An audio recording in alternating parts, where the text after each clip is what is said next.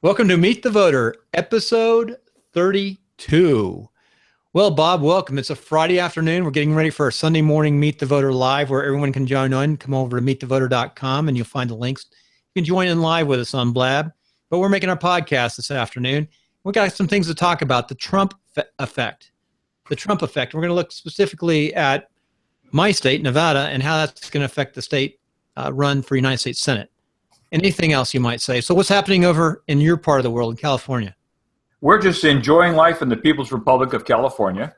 It's always the same thing here. We look to government to give us everything that we need because everything that you want, all you need to do is just ask, and it's unicorns, rainbows, and everything's beautiful over here, Bill. But thank you for asking. That's good. That's good. How's your train doing in the Bakersfield, your high-speed train in the middle of nowhere? It's a monorail on meth.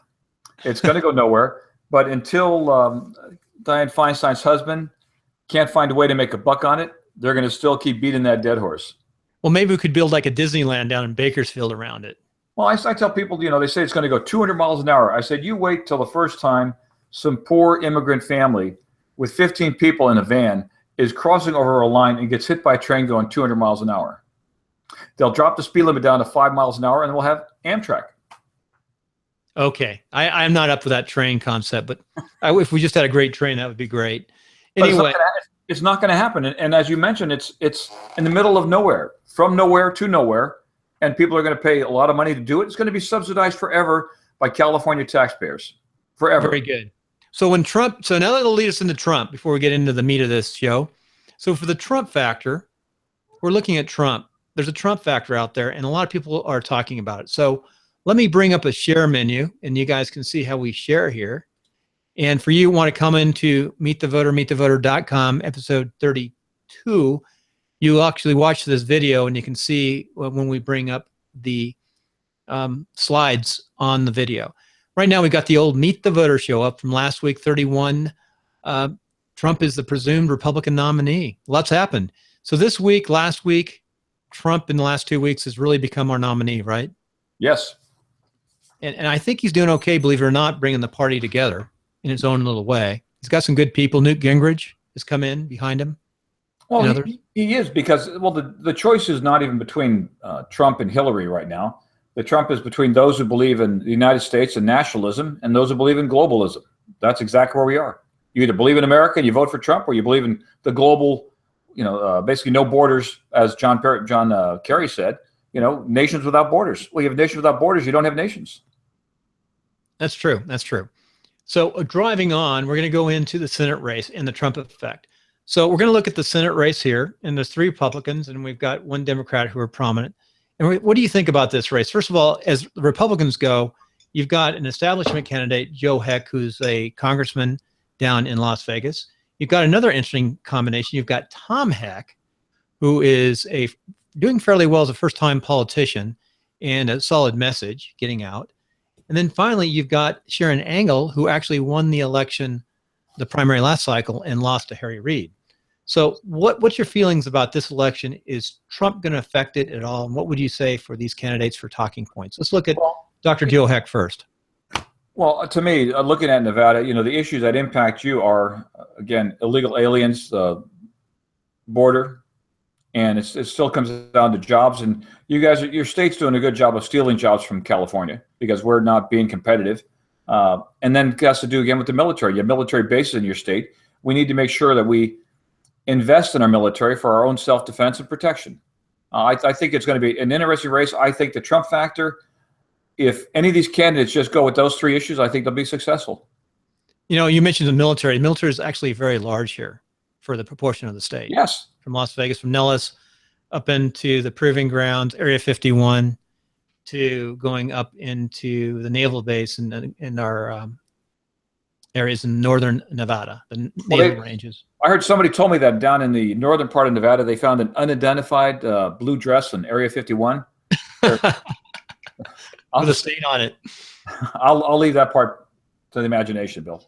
Okay, so Joe Heck, what do you think of his website? Pretty nice looking website, huh? That's the squeeze page right there. It's a good looking website. Like I said, I never like the arms folded. That to me means he's closed, not open to ideas and to people. Yep. And people vote for you more if they like you than if they agree with you. So make them like you.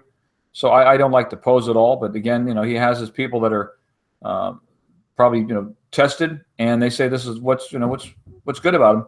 You do have testimonials, which are excellent. Yep, he's got a good basic site, I'd say, and there's some media in here, and he's got basically, if you want to see a basic site, it's not too difficult to create these anymore, but it's a good basic solid site. If you want to be a Republican that's trying to talk to the common guy, you need to talk about kitchen table issues, and that's more the picture you need. But it would be nice to see anybody of color, except for someone who's serving, that's be in the his website. Yeah, that's true, Bob. Bob would think about that. I wasn't thinking that. You caught that right away. That's true. So true. And a female would be good in here too. Oh, we do have female. We do. It's a female server, minority. Yeah. Here we go. Here's your shot. Get involved. You got it right there. Yeah. They put the one person of color dead center back row. Always in the back of the bus. Why? No, I'd say there's others in there. It's a mix. Bill, I'm seeing the African American standing out to me like nothing, dead center in the very back of the bus. Do you see him back there in the very end? Yep, I see. Yeah, you're looking at imagery all the time. There you go. Then the last page. Yep. That's good imagery. Has his little military. Okay, let's go on to Tom Heck. Interesting campaign. We've got a Joe Heck and a Tom Heck. And Tom Heck, in the middle of his name on the ballot, it's going to be sad Tom. And he says he's sad because of what has happened. So here it says Americans are sad. It's about Americans being sad. First thing I would do if I was a Tom, and I'd probably say that the SAD is just the acronym for Sad American Defender, something like that. That sounds good. You're very good. You just thought of that off the top of your head. That's pretty amazing. I would put something like that about the fact, again, how our nation is going, the direction we're heading in, and we're not putting focus on things we should, which are national defense, and putting America back to work again. Now, whether he wants to use the term "Make America Great Again," that's his choice. But I mean, those are the three issues. Again, it's still borders, jobs, military, and again, with the jobs creates the which means the average person out there, there's going to be more food on the table, more disposable income. They'll become part of they'll have ownership in the society, and that's what you need. You need people to be vested in this society, and then they care more, and that's what it's all about.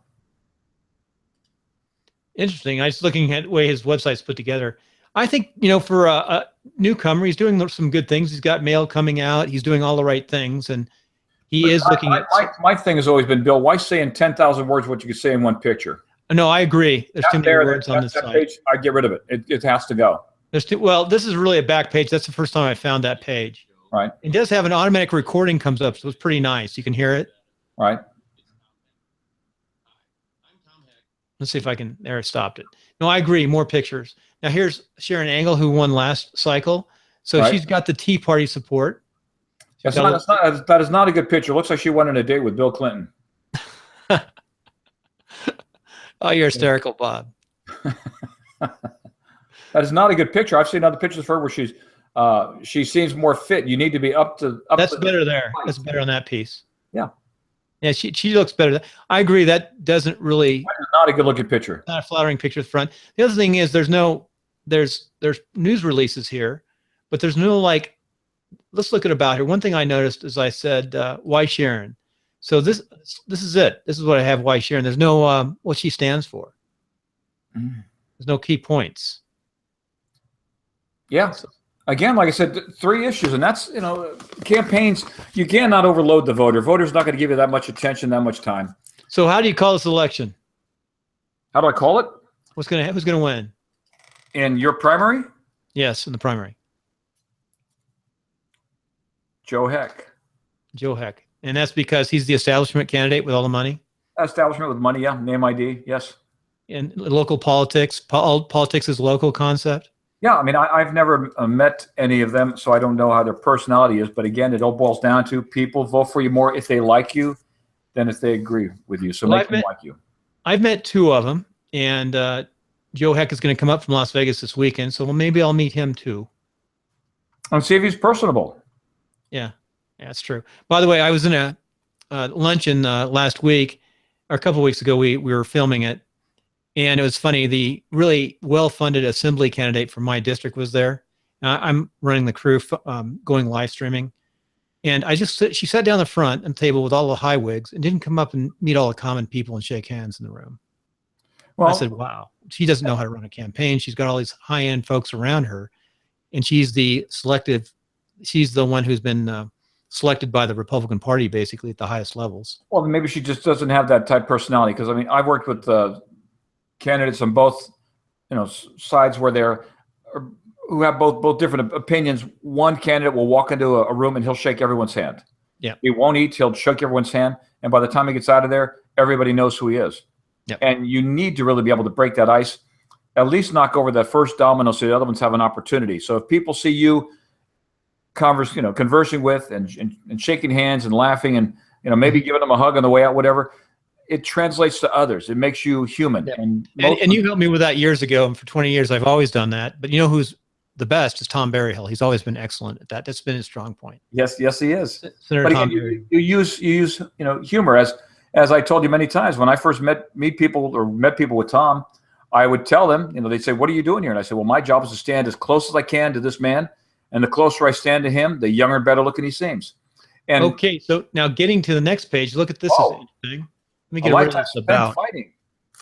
It says about. So I'm going to go to their homepage. What her homepage looks like. So this is her homepage. This is the Democrat who will take. She will take. She's the heir apparent from Harry Reid, Senator Harry Reid. Everyone knows Harry Reid, and Harry Reid has selected her to take his place. And she was the. See, Mike, the first thing I would do is the overturn Citizens United. That's not going to go anywhere. The protect Medicare and Social Security, and basically you're looking at more into the healthcare type things. I would play that part of that Charlie Rose show when it has the three guys sitting there laughing about the fact of the biggest lie they told was you get to keep your doctor. This is the exact same type thing. This is just lying to the American people. And tell Congress raise the minimum wage. No, let's tell Congress let's eliminate jobs. And that's the exact same thing. You want to raise the minimum wage? Let's eliminate jobs. This is a nothing web page. And comprehensive immigration reform, which is just say amnesty. You're a Democrat, say amnesty. I do like her Facebook page here. She's got a link to Facebook. See that? That's nice. Oh, it's a beautiful thing. Again, she's the only one to link to Facebook, which is very simple to do. Let me look at see if Tom was linked. I don't think he was linked. No, he's got the sound though. Hey, don't vote for the average Joe. Tom Heck. That's it. We can listen to it for a second. Well, we won't do that. Have you ever held your hands on your hip like that, Bill? No, not really. Not for a picture. That is not a good pose. I mean, it shows that he's really long-waisted, and it really puts a focus on the. That's not a good picture. Yep, the rocks are unique too. Yeah. One thing you notice, that's northern Nevada, which is sort of half desert there. There's a lot more denser tree areas. And and she's definitely Las Vegas, where a majority of the population is. Right. But, and this what kills me is, they're trying to say again how Trump is a racist, and that's going to motivate others to get out there to vote against him. I think Hispanics and Americans of all nationalities love this country, and they want to see our country have borders. They want to see Americans put back to work. We do want to help people around the world, but take care of business at home first. And we want to make sure our military is strong enough to fight off any potential threat. And we do need to Bob, invest I do like these shots. They look familiar, don't they? The what? These shots. Oh yeah, sure. Those are standard ones. We've been doing shots like that forever. Oh, here it is. Right. George House shot. Well, the whole thing is she's still wearing that. She has too many of the same pictures taken in the same clothes, which says the same thing. Oh, that's different. Yeah, all blue there. It says everything's staged. Everything's just staged. Yeah, we're live. Thank you. We're live. Or is it Memorex? Little editing. So very good. Anyway, that so much looks like a traditional shot. That's actually a very good shot for candidates. Yeah, it's cookie cutter. Very, very good shot, though. Right. But again, people are not going to be coming to her website to really find out much about her. That's not the way they do it. And you'll get the mail piece if you can afford it at your house. And again, you'll look at one side, you'll look at the other side, and you'll throw it away. I think the website's still, I agree, mail is still powerful. And here we do have media on TV, which is relatively inexpensive. two areas. Oh, yes. Reno is very inexpensive, and then you got Las Vegas, and that's about. Oh, it looks like we have a translation page here. We do. We have only one with a translation page. Well, there you go. I mean, I'm sure this is the Dan Quayle page. Is it in Latin? No Spanish. Or for when when he said he wanted to learn Latin for when he goes to Latin America. Are you serious? I'm serious, yeah. Oh my. That was Anyway, that was one of the, yeah. That's another take for Meet the Voter, meetthevoter.com. We went in a little more detail. So what's going to be the topic on Sunday for meetthevoter.com live? We're going to talk about the meltdown of Hillary Clinton, and Bernie Sanders' stock is rising. So Bernie Sanders, I'll let you close on what's happening with Bernie Sanders and Hillary. Well, Bernie made it to California, and I think Bernie's going to win California. I do too. I do too. He wasn't supposed to win West Virginia, believe it or not, but how could he even say he wasn't supposed to win that when Hillary put a piece of coal in that sock when she told those coal miners, basically, this is going away. Trump got 76%. Trump will win West Virginia. Yeah, and he might win California too, they say. Well, he can, but if you look at the fact that Bernie had, I think, 20,000 people at a rally in Sacramento, 7,000 in Stockton. Fact is, I stayed down Fresno overnight, and I saw a bus with Bernie graphics on the side. It said "Nurses for Bernie," and so he's getting a lot of play. Bernie is in the state. I even saw one person walking around Fresno with a Bernie sign in their hand, just walking, sort of, spreading the message. The true believers. Give them their grape Kool-Aid and a piece of cheese, and they'll do anything for you. Yep. Hey, and you just remind me of one last thing we got to think about, and we'll talk about on Sunday morning. This FBI investigation of Hillary is getting even closer, and people are actually starting to say things that I was saying a year ago about the possibility of her getting in trouble during the campaign, and then another candidate coming in, that being the vice president, probably. Well, he couldn't get on all the ballots. They're not going to make special exceptions. You have certain time limits to get on the ballot. You can't just walk in and say, "Hey, guys, here I am, vote for me." You got to be on the ballot. There are time. You understand that as a candidate, Bill. So if he gets in trouble after the I don't think there's no way you can get on the ballot. He can't after the primary. Right after the primary, if she gets in trouble within 2 weeks or a month after the primary, she can make all of ballots. Whoever the anointed one from the Democrat side would get on the ballot, wouldn't it? It wouldn't be Bernie, would it? Well, that's something for us to look into. I will say that. But I don't see that happening. But all we know is that Hillary's intel guy can't find his own emails he sent to Hillary. So I don't know what kind of an intel guy or in-tech guy, high-tech guy he was. It just shows the absolute corruption. The corruption of the Democrat Party. And for any Democrat to say, there's no problem here, they're un-American, and they're just as corrupt as she is. Yeah, one thing I will say in the campaign is that Bernie, I think, handled it improperly about the mail issue, because I consider that very serious. Always have, with intelligence background. Anything that puts people like yourself at risk, and the fact that she was getting this information, and I believe she was transferring that to some other people, maybe in other countries where she received large donations to the Clinton Foundation, which basically funded her daughter's career, and the monies that they used. And I can't wait to see we find their name in the Panama Papers. Well, I'd say that's very speculative, but it's speculative. Remember, it's speculative. We got to say speculative. Oh, well, whatever. It's an assumption, but as things start moving forward, where the first domino goes, where the last one's going to go. Just common sense tells you that there's smoke, there's fire. Well, Bob, we went a little long today on this. Oh my goodness! Show. But we'll see you on Sunday. Stay on, by the way. Don't leave.